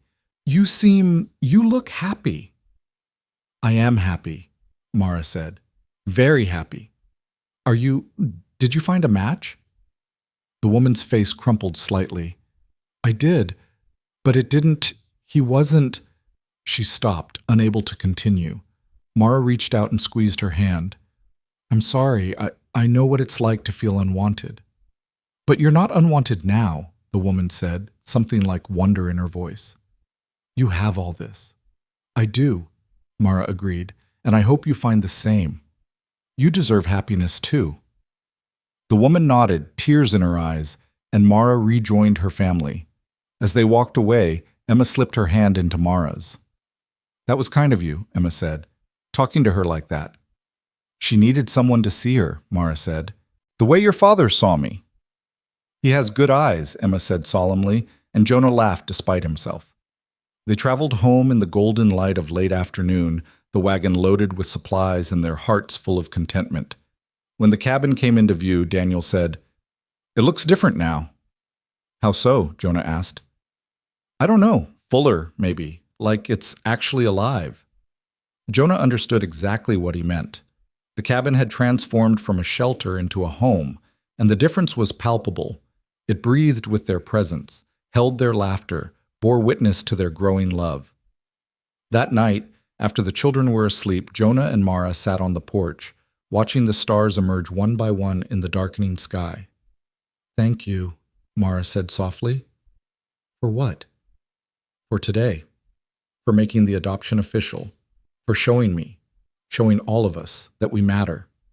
"You've always mattered," Jonah said. "I just wish I'd understood that sooner. Wish I'd known years ago that life was better with people in it. You know now, that's what counts." Jonah pulled her close, his hand resting on her growing belly. "I spent 15 years alone, convincing myself I was better off that way. And then you came along and proved me wrong about everything." "Not wrong," Mara corrected. "Just incomplete. You needed to find the right people. We all did." "Are we the right people for each other?" "Yes," Mara said with absolute certainty. "We absolutely are." Summer deepened, bringing long days of work and longer evenings of contentment. The crops flourished, the animals multiplied, and the homestead took on the character of permanence. Neighbors visited regularly, and the Reed family became fixtures at community gatherings, barn raisings, harvest planning meetings, simple social calls that knitted them deeper into the fabric of frontier life. Jonah found himself part of conversations about shared resources, about helping new settlers, about building a school when enough families had children of learning age. He contributed ideas, offered labor, accepted help in return. The transformation was remarkable, from a man who wanted nothing to do with anyone to someone actively shaping his community. Daniel flourished under this attention, learning not just from Jonah, but from all the men who passed through their lives. He absorbed knowledge about farming from Samuel, smithing from James, animal husbandry from Peter. By midsummer, he was nearly as tall as Jonah, his voice fully deepened, his confidence solid. "You're becoming a man," Jonah told him one evening as they finished the day's work. Daniel looked at him seriously. "Will I be a good one? Like you?" The question caught Jonah off guard. "I'm not sure I'm that good a man." "You are," Daniel said firmly. "You took us in when no one else would. You work hard, you're patient, you teach us things, and you love Ma like she's the most important person in the world." "She is," Jonah said simply, "and so are you kids." Daniel smiled, then said, When the baby comes, will you love it more than us? Jonah heard the vulnerability beneath the question, the old fear that love was finite, that new arrivals meant displaced affections. No, he said firmly. Love doesn't work like that. It doesn't divide. It multiplies. I'll love the baby, yes, but that won't make me love you any less. You understand? Daniel nodded slowly. Yeah, I think I do. You're my son, Daniel. That's not going to change because another child comes along.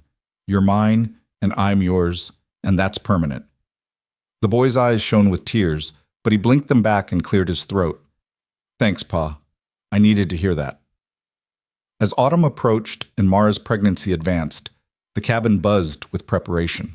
The cradle sat ready, lined with the softest blankets. Baby clothes had been washed and folded, stacked carefully in the new alcove.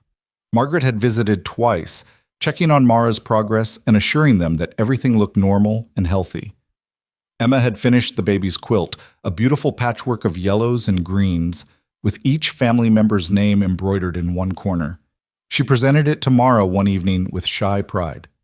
It's for the baby, she said, so it knows it's loved from the very beginning. Mara held the quilt to her chest, tears streaming down her face. It's beautiful, sweetheart. The baby will treasure it always. I put all our names on it, Emma explained, yours and Pa's, mine and Daniel's and Grace's, so the baby knows it belongs to all of us. That's perfect, Mara said, pulling Emma into a hug. You're perfect. The baby came on a crisp October morning, arriving with the kind of dramatic timing that seemed fitting for a child born into such an unlikely family. Mara's labor started just before dawn, and by mid-morning it was clear the birth was imminent. Margaret arrived quickly, summoned by Daniel on horseback, and took charge with calm efficiency. Jonah paced outside with the children, his nerves stretched impossibly thin, every sound from inside the cabin making his heart race. Emma clutched Grace, both girls' faces tense with worry. Daniel stood beside Jonah, trying to appear calm but fooling no one. She'll be all right, Daniel said, more prayer than certainty. She has to be. She will be, Jonah said, hoping he sounded more confident than he felt. Your mother is strong. The hours crawled by with agonizing slowness, and then, finally, the unmistakable sound of a newborn's cry pierced the air. Jonah's knees nearly buckled with relief. Daniel grabbed his arm to steady him, and Emma started crying, and Grace said, "Baby!" with such joy that it cut through the tension. Margaret emerged a few minutes later, tired but smiling. You have a son, and Mara's doing fine, tired but fine. She's asking for you. Jonah rushed inside to find Mara propped up in bed, exhausted but radiant, a tiny bundle in her arms. She looked up when he entered, and her smile was everything. Come meet your son, she said. Jonah approached slowly, almost reverently, and looked down at the baby for the first time. He was small, red-faced, with a shock of dark hair and eyes that were just beginning to focus. One tiny fist was curled against his cheek, and as Jonah watched, the baby yawned, a huge yawn for such a small creature. He's perfect, Jonah breathed. He is, Mara agreed. What should we name him? They'd discussed names, but standing here with their son actually in the world, Jonah knew exactly what felt right. Samuel, he said. After the first neighbor who helped us, the first person who showed me that accepting help wasn't weakness. Mara's eyes filled with tears. Samuel Reed. I love it. We can call him Sam, Jonah added, reaching out to touch the baby's impossibly soft cheek. Sam made a small sound, something between a coo and a complaint, and both parents laughed. He has opinions already, Mara said. Takes after his mother, Jonah teased gently. The children were allowed in then, and they crowded around the bed with hushed reverence. Emma reached out tentatively and touched Sam's hand, and the baby's fingers closed around hers reflexively. He's so tiny, Emma whispered, wonder in her voice. You were this small once, Mara told her. All of you were. Grace toddled closer and peered at the baby with intense curiosity. Baby Sam, she declared, patting his blanket. That's right, Jonah said, scooping Grace up so she could see better. Your brother Sam. Daniel hung back slightly, his expression complex. Happy, but also contemplative. Jonah understood. The boy was thinking about his own family, about the siblings he'd fought so hard to protect, about the father he'd lost. Jonah set Grace down and crossed to Daniel, putting a hand on his shoulder. "You all right, son?" Daniel nodded, but his eyes were bright with tears. "I was just thinking, my father would have loved to meet Sam, to see all of this." "I bet he's watching," Jonah said quietly, "and I bet he's proud of the man you're becoming. The way you've taken care of your sisters, the strength you've shown, that's his legacy in you." Daniel's face crumpled, and he leaned into Jonah, who wrapped his arms around the boy and held him tight. "I'm proud of you too," Jonah said. "So proud. You're a good man, Daniel Reed, and you're going to be an amazing big brother to Sam." "Thanks, Pa," Daniel whispered, his voice thick with emotion. They stood like that for a long moment, and Jonah felt the weight of fatherhood settle more firmly on his shoulders. Not just to Sam, but to all of them, these children who'd been given to him by circumstance and choice, who'd become his in every way that mattered. The days following Sam's birth were chaotic in the best possible way. The baby demanded attention at all hours, and Mara was exhausted, so the household rallied around her. Emma took over most of the cooking, surprising everyone with her competence. Daniel handled the outdoor chores without being asked, and Grace, delighted by her new sibling, insisted on helping with everything, fetching diapers, singing nonsense songs, patting Sam's back when he fussed. Neighbors stopped by with food and congratulations and advice. Margaret came daily to check on Mara and the baby, pronouncing them both healthy and thriving. Samuel brought a rocking chair he'd made specifically for nursing, and other families contributed blankets, clothes, and precious jars of preserved food. "This is what community looks like," Margaret told Jonah one afternoon as they stood watching the children play outside. "People taking care of each other." "I'm still getting used to it," Jonah admitted. "You're doing fine. Better than fine. You're thriving. All of you are." Jonah looked at his family, at Emma helping Grace stack stones, at Daniel chopping wood with strong, sure strokes, at Mara visible through the window rocking Sam, and realized Margaret was right. They were thriving. One evening, about 2 weeks after Sam's birth, Jonah found Mara sitting by the window, nursing the baby while watching the sunset paint the mountains gold and crimson. "What are you thinking about?" he asked, settling beside her. "Everything," Mara said. "How we got here. How different our lives are now. Better different? The best different." She looked at him, her face soft with contentment. "A year and a half ago, I stood on that platform convinced my life was over, that I'd never be wanted, never belong anywhere. And now," her voice broke, "now I have everything I ever dreamed of and more." "You deserve it all," Jonah said fiercely. "Every bit of happiness, every moment of peace. You deserve to be loved and wanted and treasured." "So do you," Mara said.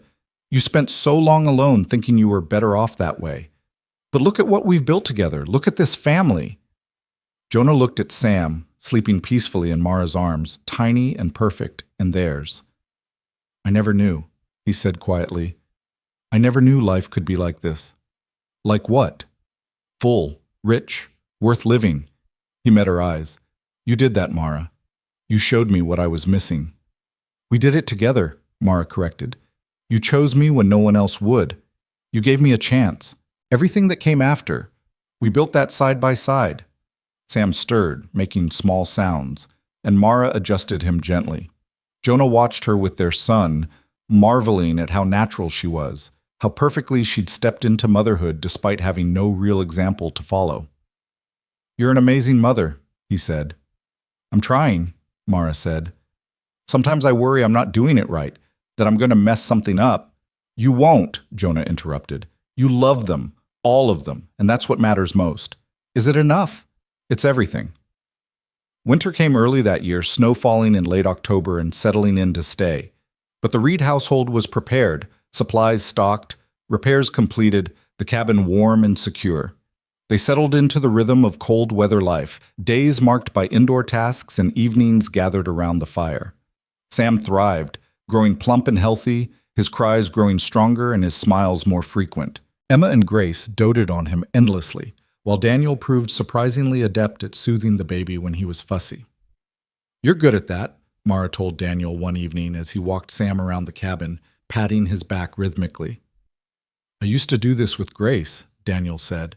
When she was little and Ma was... He stopped. The memory's still painful. I guess I never forgot how. Your mother would be proud, Mara said gently, of the man you've become, of how you've taken care of your sisters. Do you think about them? Daniel asked. Your family? The ones who didn't want you? It was a surprisingly direct question, but Mara didn't shy from it. Sometimes, but not with anger anymore, just sadness maybe for what they missed, what we all missed by not finding each other sooner. Do you forgive them? Mara thought about that. I'm working on it. Forgiveness is hard, but I'm trying not to let their rejection define me anymore. I have a family now who wants me. That's what matters? Daniel nodded slowly, understanding in a way only someone who'd also lost family could. Yeah, that is what matters. As the months passed, the household found its rhythm. Sam grew, reaching milestones that delighted everyone. His first real smile, his first laugh, the way he tracked faces with his eyes. Emma finished another quilt, this one for Grace. Daniel built a toy box, learning woodworking techniques from Jonah and Samuel, and Grace, no longer the baby, embraced her role as big sister with enthusiastic devotion. One evening in late winter, Jonah came in from evening chores to find the entire family gathered in the main room.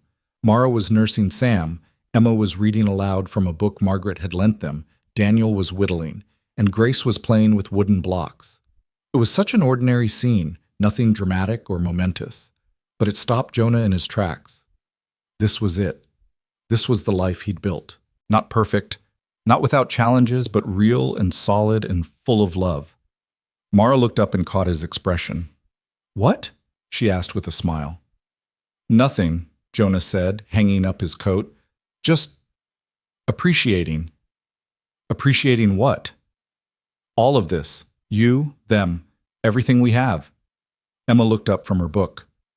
Are you getting sentimental, Pa? Maybe, Jonah admitted. Is that allowed? It's required, Emma said solemnly. That's what fathers do. Everyone laughed, and Jonah settled into his chair, pulling Grace onto his lap. She snuggled against him, her thumb finding her mouth, and Jonah wrapped his arms around her and just breathed. This was what he'd been looking for his whole life without knowing it. Not solitude, not independence, not freedom from obligation, but this, connection, belonging, the sweet weight of people who needed him and whom he needed in return. As spring returned and Sam reached 6 months old, the Reed family prepared for their first full planting season together. The children had grown, Emma shooting up several inches, Daniel's shoulders broadening further, Grace talking in full sentences now. They worked as a team, each person contributing according to their abilities.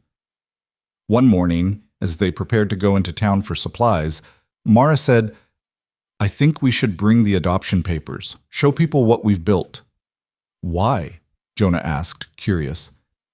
Because other people need to see that families can be made, not just born, that choosing each other is just as valid as blood. So they brought the papers, and in town, they showed them to anyone who asked. The response was uniformly positive. Congratulations, respect, acknowledgement that what they'd done was special. The woman Mara had encountered before, the one from the bride call, approached them hesitantly. I heard what you did, she said, taking in those children, making it official. We did, Mara said. They're ours now, completely. That's... The woman's voice broke. That's beautiful. You're very lucky. We are, Mara agreed. But luck was just the beginning. The rest was choice. Every day we choose this. Choose each other. The woman nodded, something like hope dawning in her eyes. Maybe I can find that too. You can, Mara said firmly. I believe you will. As they drove home that evening, the wagon full of supplies and the children talking excitedly about the trip, Jonah reached over and took Mara's hand. That was good, he said. What you told her. It was true, Mara said. We are lucky, but we're also intentional. That makes the difference. When did you get so wise? Mara laughed. I've always been wise. You're just finally noticing. That summer was the best of Jonah's life. The crops flourished, yielding more than they'd hoped. The children grew stronger and more capable. Sam hit milestone after milestone, delighting everyone. And the homestead, once just a shelter, became a true home, filled with laughter and love and the beautiful chaos of family life. On a warm evening in July, they gathered outside to watch the sunset, the whole family together. Sam sat on Mara's lap, gnawing on a wooden toy. Grace leaned against Jonah's side. Emma and Daniel sat on the porch steps, talking quietly. "Pa?" Daniel said eventually. "Can I ask you something?" "Always." "Do you ever regret it, choosing this life instead of the solitude you had before?" Jonah thought about that question, really thought about it. Did he miss the quiet, the simplicity, the freedom from responsibility? "No," he said finally, with absolute certainty. "Not even for a moment. This, all of you, this is everything I didn't know I needed, and I wouldn't trade it for anything in the world." "Not even on the hard days?" Emma asked. "When Sam won't sleep and Grace is cranky and we're all getting on each other's nerves?" Jonah laughed. "Not even then, because even the hard days are better with you all in them." "I love you, Pa," Grace said suddenly, her small voice clear in the evening air. Jonah's throat tightened. "I love you too, sweetheart. All of you. More than I can say." Mara looked at him over Sam's head, and he saw his own feelings reflected in her eyes, gratitude, wonder, deep and abiding love. They'd come so far, the two of them. From a bride call in a dusty town to this moment, this family, this life. From unwanted and alone to chosen and cherished. It hadn't been easy. Life on the frontier never was. But they'd faced every challenge together, and they'd built something extraordinary. Not just a homestead, but a home. Not just a household, but a family. As the stars began to emerge and the children's voices rose in laughter, Jonah pulled Mara close and kissed her temple. "Thank you," he whispered. "For what?" "For saying yes. For taking a chance on me. For building this life with me." "Thank you for choosing me," Mara said. "For seeing something in me that no one else did." "I saw everything," Jonah said. "I just didn't know it yet." They sat together as darkness fell, and the children eventually drifted toward bed, their voices growing quieter, their movements slower. And when the last child was tucked in and the cabin was finally quiet, Jonah and Mara stood together at the window, looking out at the land they'd claimed, the life they'd built. "We did it," Mara said softly. "We actually did it." "We did," Jonah agreed, his arm around her waist. "And we're going to keep doing it, every day, for the rest of our lives.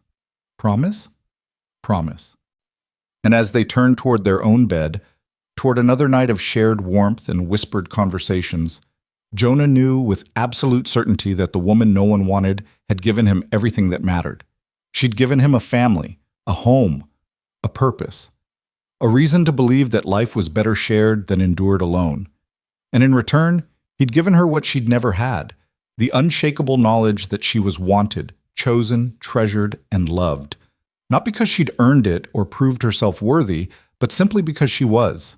The cowboy who'd chosen the bride no one wanted had found that what she gave him changed everything, not just his frontier life, but his very soul, and that made all the difference in the world.